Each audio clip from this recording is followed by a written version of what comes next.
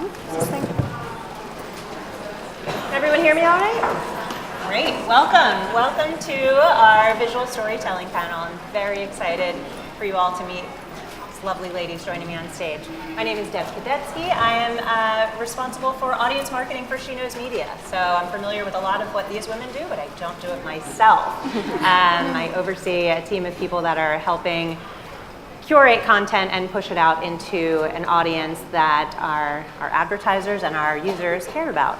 So not as exciting as what these ladies have to say. So I'm going to start on the end with Jeniffer Valdez, who plays a key role in advising brands on how to curate content, how to leverage digital platforms to get the most meaningful audience and the meaningful content in front of the right folks. She started her career in the brand advocacy space and now leads content and influencer marketing for a company called Sprinkler, which is one of the leading customer experience platforms in the social media space. So welcome, Jeniffer. Thanks, Ed. Next to her is Jordan Younger. Some of you may have seen her last night in some yoga poses or posing for the camera.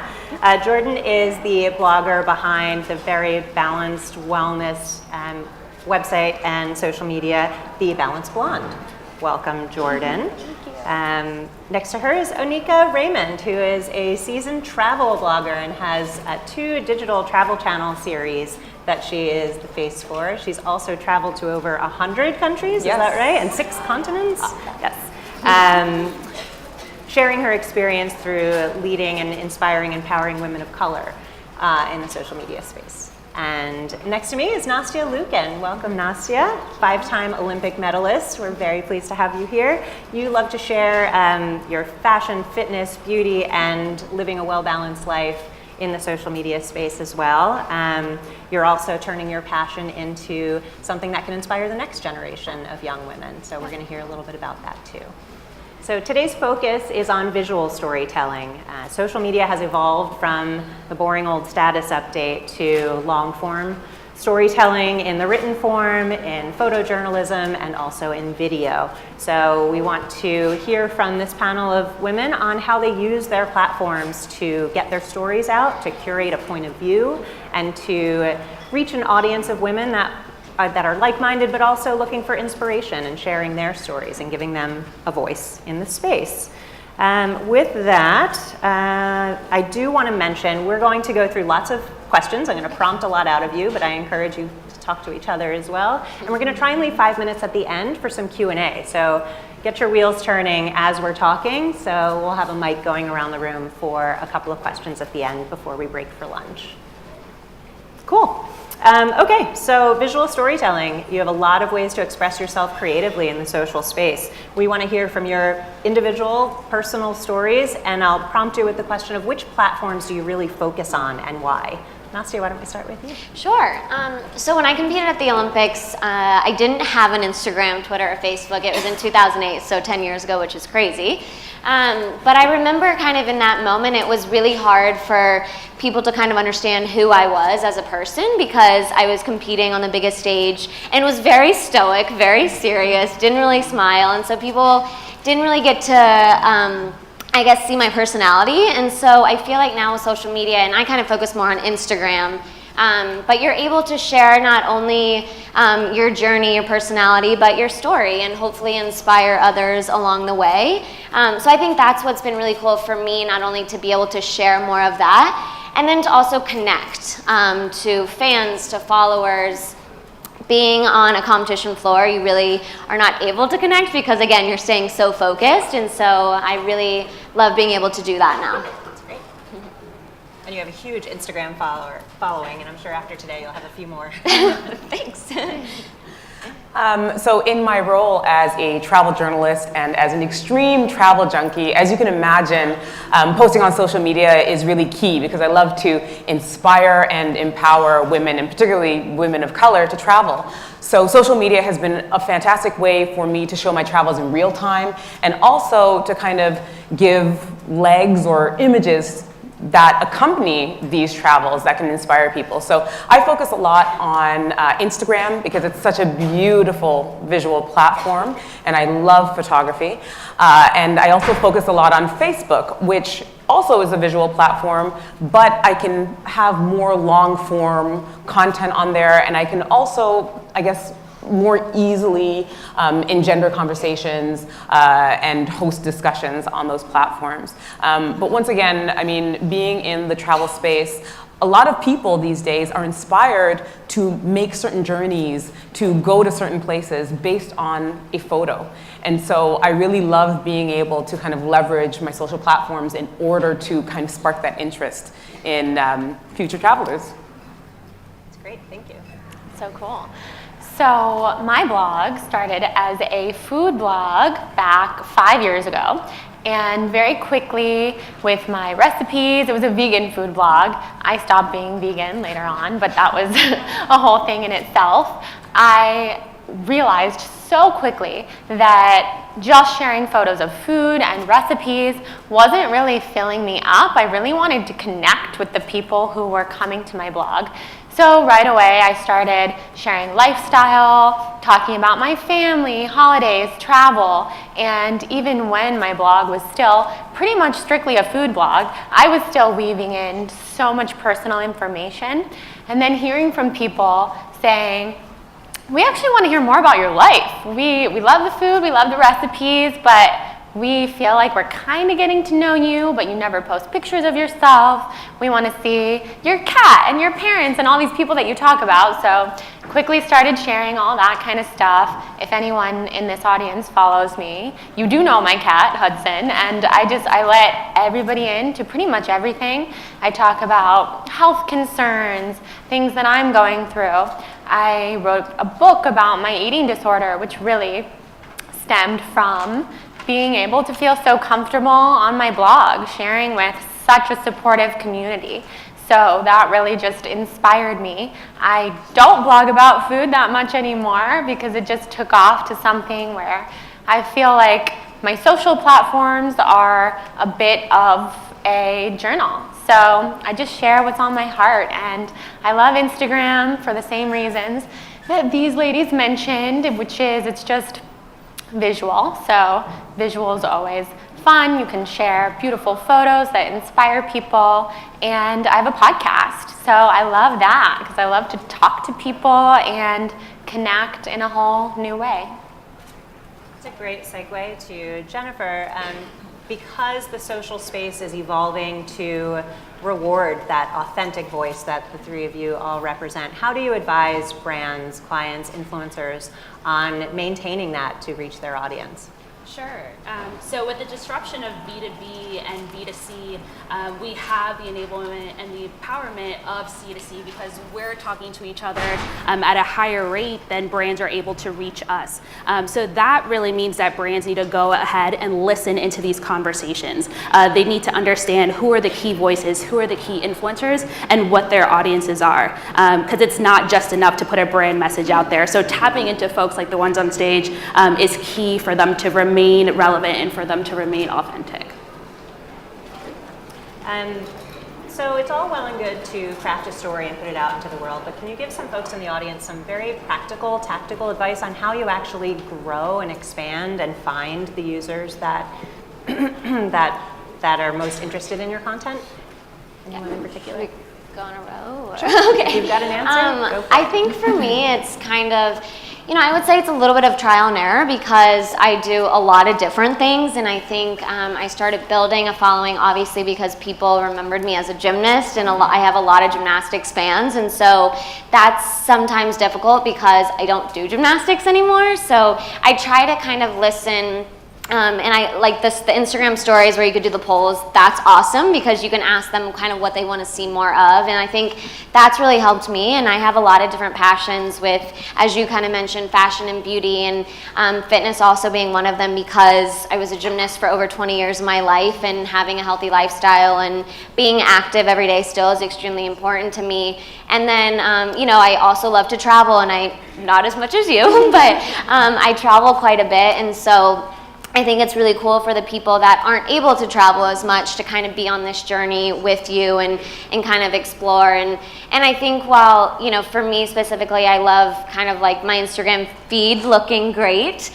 So I think really taking the captions and kind of expanding on that sometimes to be able to help tell the story behind just like the beautiful photo. Yeah, that's great advice. Anyone else? So, I mean, I agree wholeheartedly with everything that Nastia has said. I also would say that being in the social media influencing space is kind of like being a tastemaker. So, as she said, it's a lot of trial and error. It's a lot of listening to what your followers want and need. Sometimes that is more important than what you want to put out there. That is, if you are interested in growing and if you are interested in serving your audience. So I think that having those conversations, using polls, asking questions, I think for me what works really well is engaging my audience. So making sure that I ask them things. What is your opinion on X? What is your opinion on Y? Asking them different questions. What are your fears? I find that when I tap into that emotional space, I get a lot of response from the people who follow me, and they like to have these discussions that are meatier and weightier, and they do go along with these pretty photos, but at the same time, we're discussing issues that are really pertinent and relevant to them and to us as a global society. Yeah. Well, I completely agree with what both of you said. I think it's really important to pay attention to what people are engaging with. So, like you said, there could be something you're really excited to share, and a few people comment on it and like it, but it doesn't have that huge impact that maybe I thought it was going to have. So then I look to those other topics and photos and things to talk about in the caption that really do resonate with people so much, and it's almost like a no-brainer. I'm like, go that way, because that's what people want to hear from me, at least, because every single blogger, influencer, social media person is so different. I think it's just important not to get caught comparing yourself to somebody else. I see people sharing fashion and I get really excited and inspired, like I should do that. But my audience comes to me for kind of a different reason. They like to see what I'm wearing every so often, but if I turn my blog into a fashion blog, that people would be disappointed because that's not really what they come to me for. So I think it's just important to know who's your audience, who are you speaking to, what do they get excited about, and if there's a topic that they get really excited and all of a sudden your comments quadruple, I think that's kind of the direction to go down, at least for a while. It's always changing and evolving, and they can tell, an audience can tell so much if you're passionate about the subject. So if you're not super passionate, then it's gonna kind of show through, and just keep evolving and keep doing what you're the most excited about.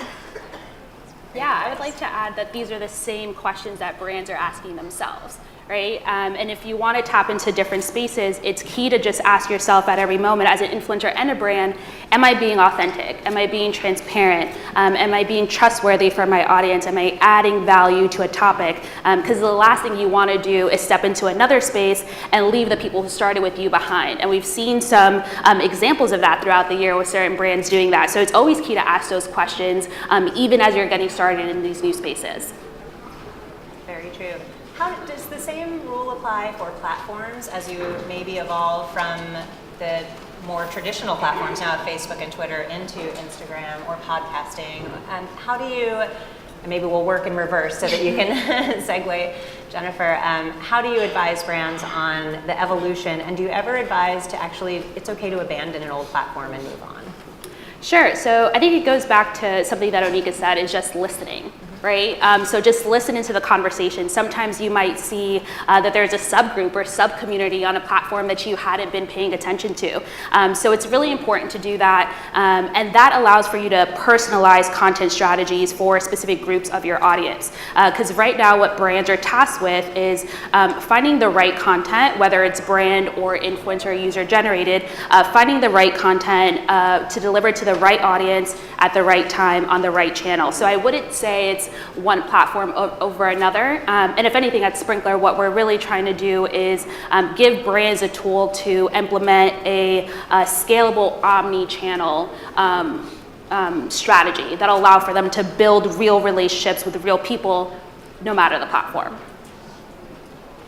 Have any of you abandoned any platforms or just evolved? Yeah. Definitely. Guilty.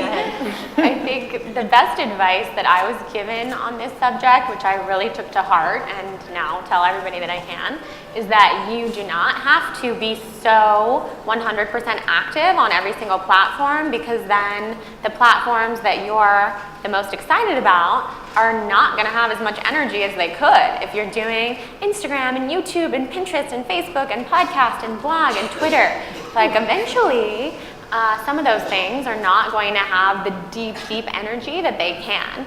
So I chose a couple, and I guess they chose me because it was just what was working.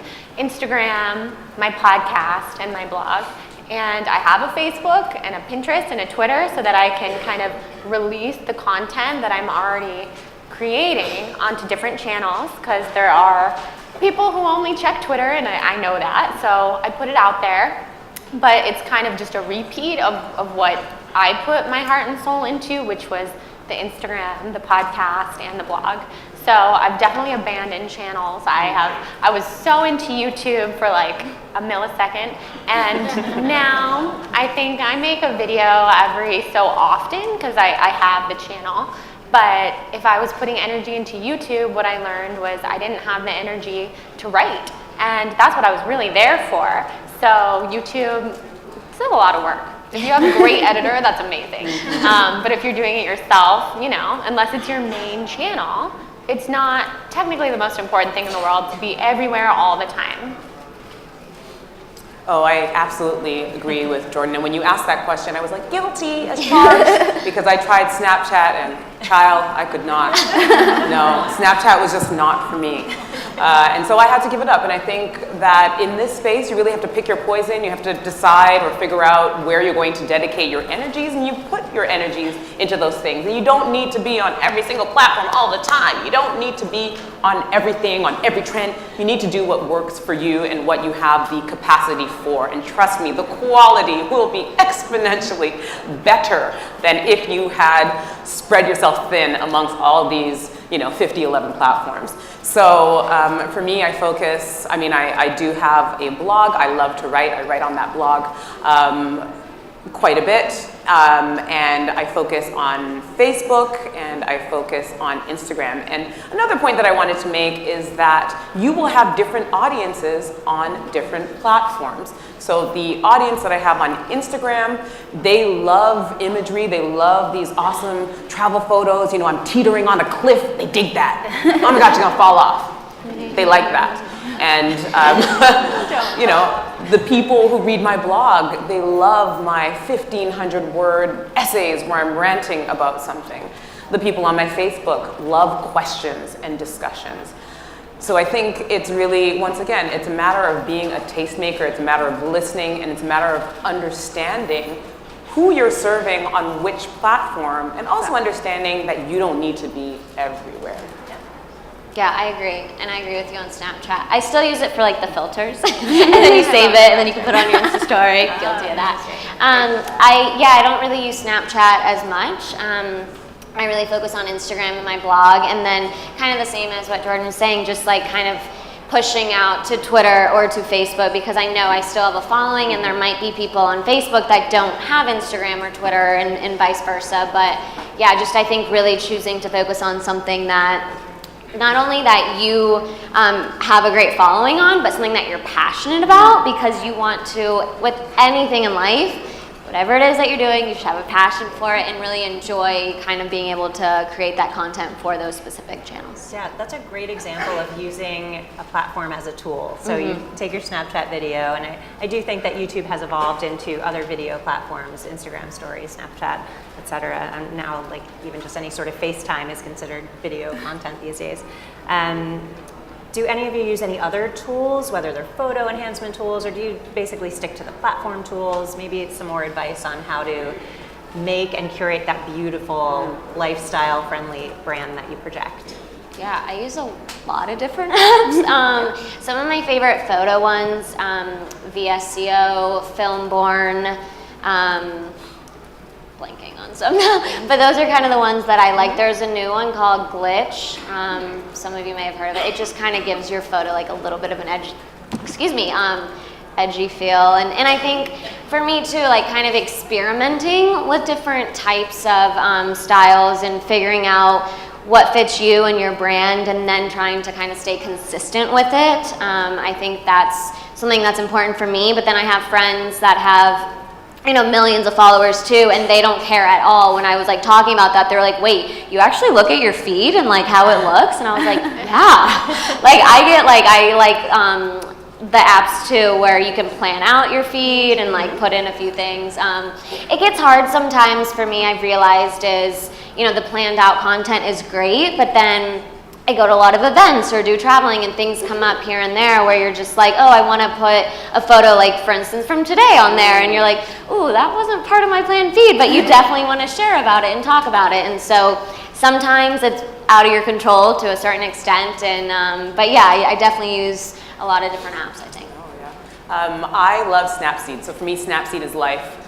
for my photos on Instagram. My feed, if you have the opportunity to see it, is very vibrant. So my travel photos are very vibrant, they're very sharp. There's often a lot of movement. So whether I'm on a swing or I'm twirling around in some sort of courtyard and my skirt is flaring, or I'm doing a bungee jump or something like that, there's a lot of movement in there. And I find that people respond really well to that. I also have the dilemma of trying to figure out which content fits where.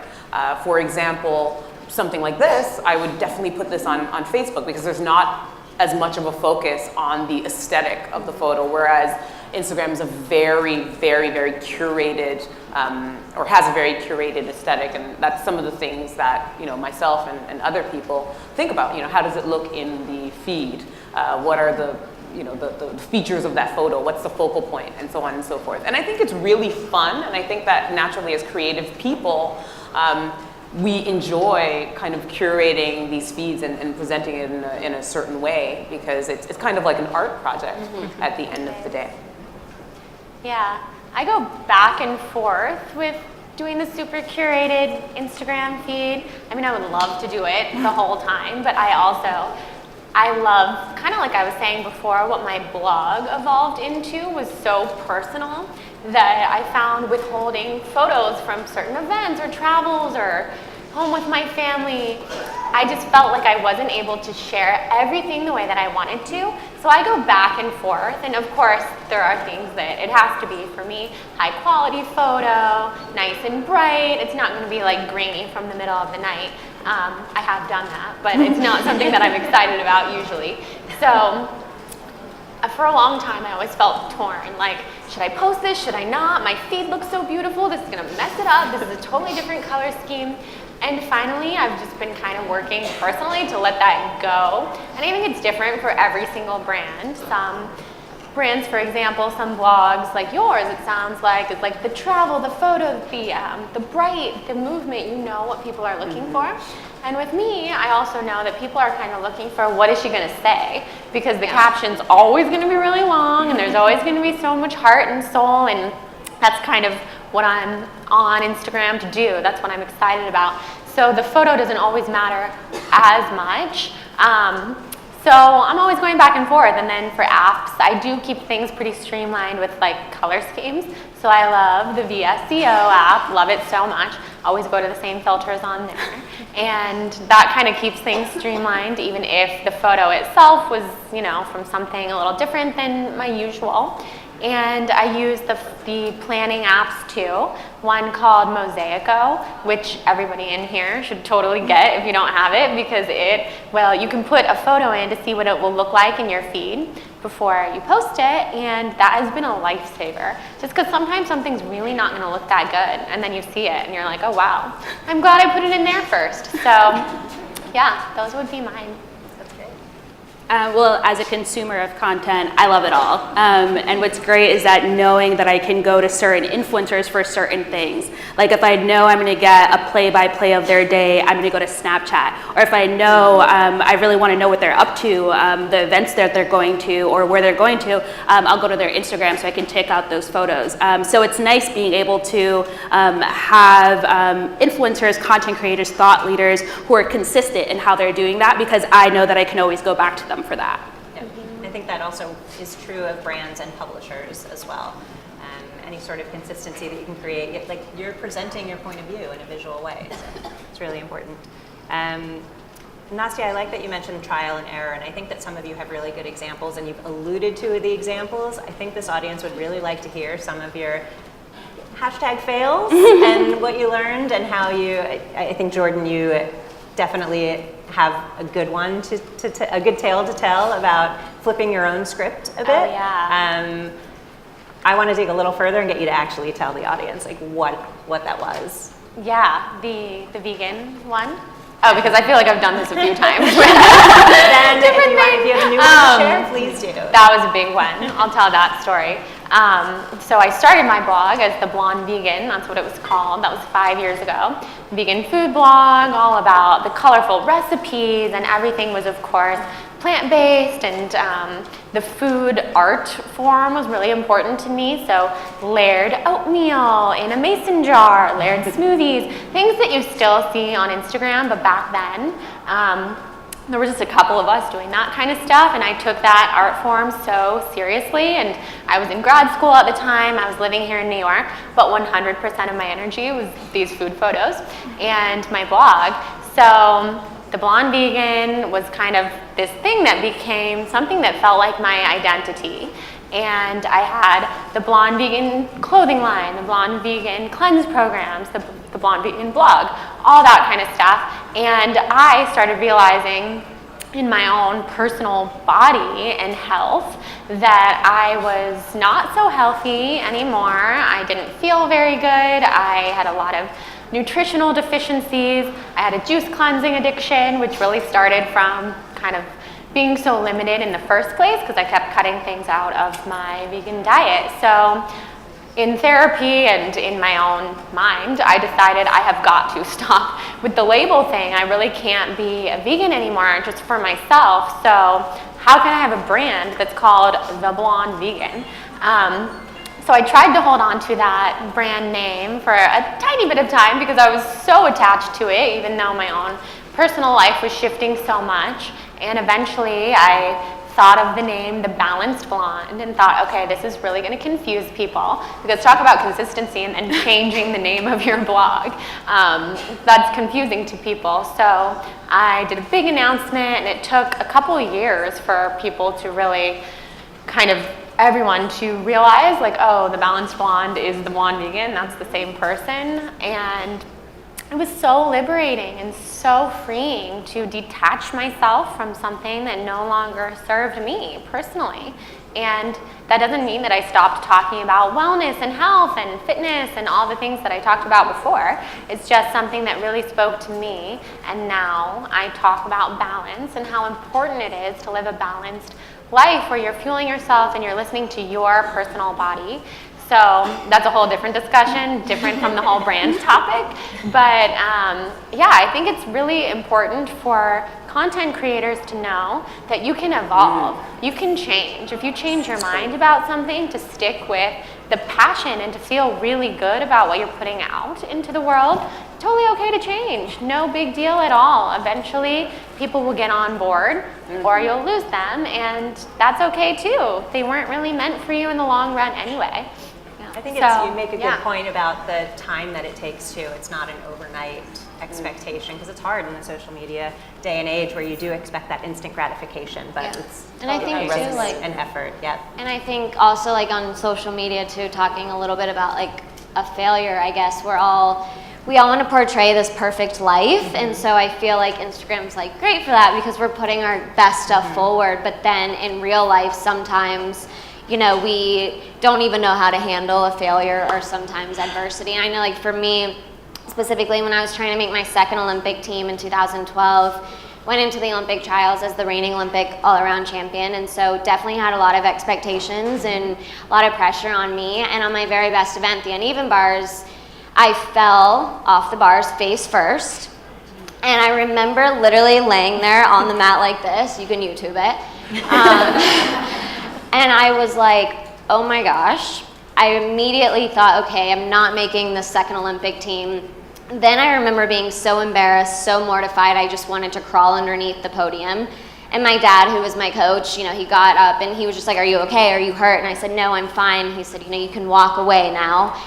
And then I remember him always telling me, like, no matter what you do, you always have to finish what you started. And so I got back up, I finished my routine, landed on my feet, and for the very first time in my entire life and career, I had a standing ovation. Wow. For the worst routine of my entire life and career. And so I remember in the moment being like, what? Like, you guys sit down, like, this is really bad.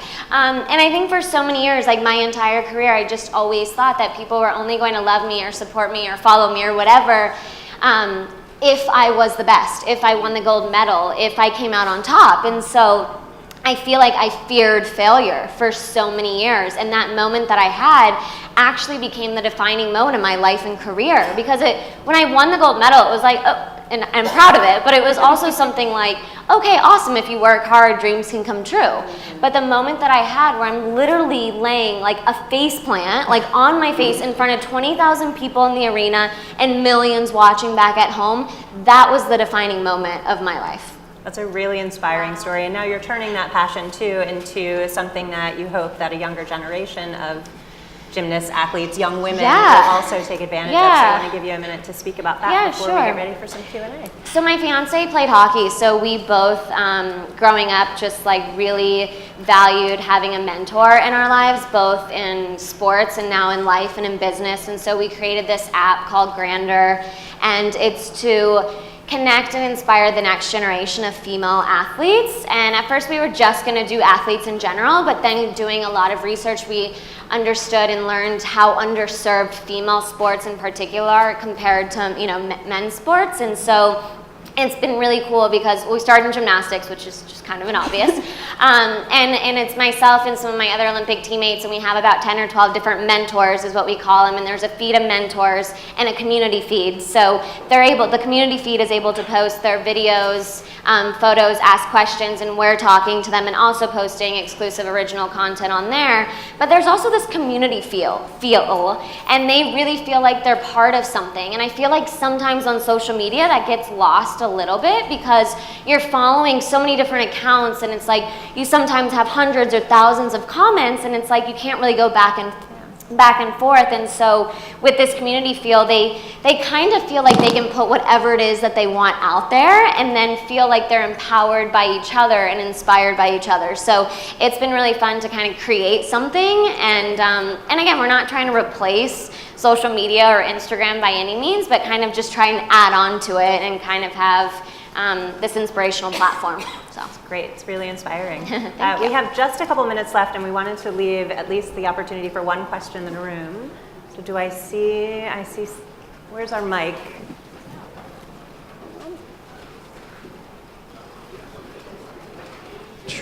All right, somebody. There we go, thank you, Michael. You've got one right in front. Hi, my name is Katie Smith-Roberts. Thank you to all of you. I was listening to the first podcast of a podcast called Spiritualish, and the two women on the podcast were talking about how they each have taken breaks from social media because they felt that they were living so much of their life in their feed, responding to comments, posting content versus in their life. And the discussion was, is social media serving them? And if not, what do you do about it? Or how do you allow it to continue to be authentic and representative of your life while also actually living your life? And I was wondering if one or more of you could speak to that and how you've addressed that in your own lives and on your feed. Oh my goodness, totally. I mean, I started out traveling for the joy of traveling. I started traveling before there was a Facebook or an Instagram. I spent a year in France in 2003, and I went to a French university. And that is what kind of spurred the love of international exploration. And now that travel is my job, I'm a travel journalist, I'm a travel blogger, I'm a travel channel host, I do segments on national television talking about travel. I often find that I'm so intent on taking pictures and thinking about the angle and who is this story going to be for, and and I don't have the opportunity to sit down and breathe and soak it in and absorb these destinations that I'm going to.